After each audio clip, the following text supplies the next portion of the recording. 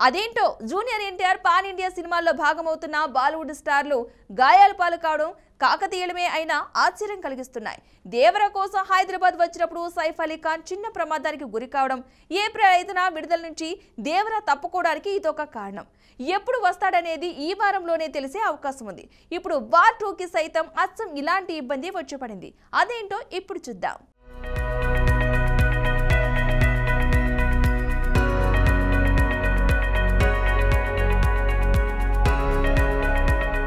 రితిక్ రోషన్ కారణం బయటికి వెల్లడించకుండా ప్రస్తుతం రెస్ట్ లో ఉన్నాడు. తన ఇన్స్టాలో ఒక సుదీర్ఘమైన పోస్ట్ ద్వారా వీల్ చైర్, హ్యాండ్ స్టిక్స్ తదితరాలు వాడాల్సి రావడం వల్ల ఏం నేర్చుకుంటున్నది అందులో పేర్కొన్నాడు. ఎలా జరిగిందనే వివరణ ఇవ్వలేదు. కానీ ఫోటో చూస్తే మాత్రం ప్రమాదమేదో పెద్దదే జరిగినట్లు అనిపిస్తోంది.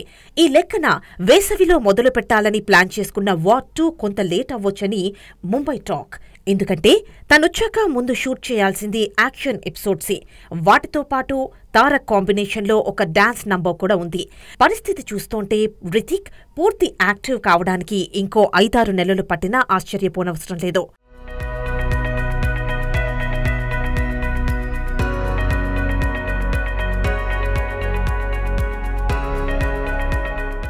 ఫైటర్ పబ్లిక్ టాక్, రివ్యూస్ ఏమంత ఆశాజనకంగా లేకపోయినా ఓవర్సీస్ పుణ్యమా అని వసూళ్లు బాగా రావడంతో ఫ్యాన్స్ హ్యాపీగా ఉన్నారు.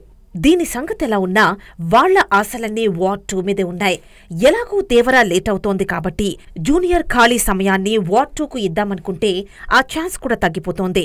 అదేదో పరీక్ష పెట్టినట్లు ఇలాంటివి జరిగినప్పుడే హీరోలకు కాస్త చిరాకు కలగడం సహజం. వయస్సు ప్రభావం తన మీద 1% కూడా ఉండదంటున్నాడు రితిక్. మీలో ఎంతమందికి క్రచ్ లేదా వీల్ చైర్ పై ఉండాల్సిన అవసరం ఉంది?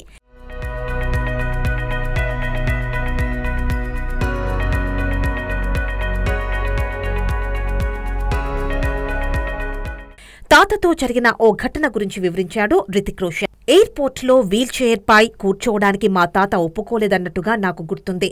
ఎందుకంటే అది తనను తాను బలహీనమైన వాడినని గుర్తు చేస్తుందట. ఇది పట్టుకుని నడవండి, ఇది గాయాన్ని నయం చేయడంలో సహాయపడుతుంది అని చెప్పాను.